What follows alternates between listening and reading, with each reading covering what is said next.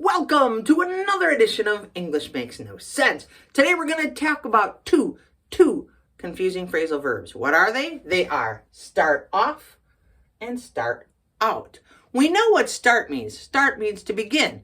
Off is the opposite of on. I'm going to turn off the lights.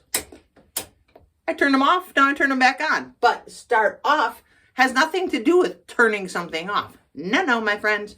Start off means to begin doing something or beginning in a particular way. For example, I start off this lesson by saying, welcome.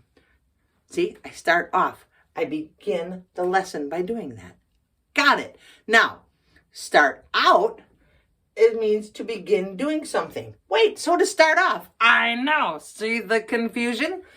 Start out means to begin doing something, but it is often used to emphasize the starting or the beginning point, the starting point in a process or journey. For example, we started out our road trip to discover all the states in the United States. We started out in Wisconsin. What? We began our journey in Wisconsin.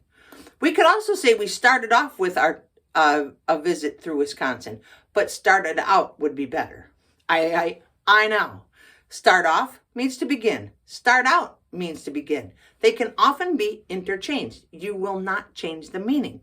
We could say I want to start off on a journey to see the United States. I want to start out on a journey to see the United States. Or we're going to start off the meeting with a little song and dance. We're going to begin the meeting with a little song and dance. Or you could say, I want to start out the meeting with a little song and dance. I want to begin the meeting with a little song and dance. I could also start out the meeting. See how confusing it can be? Start off, start out. Why does English have two sayings that have exactly the first two words, start, and then off and out, and they mean almost the exact same thing and can be used interchangeably?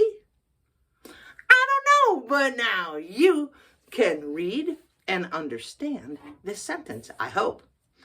Bill wants to start off the meeting with a story about how the business started out.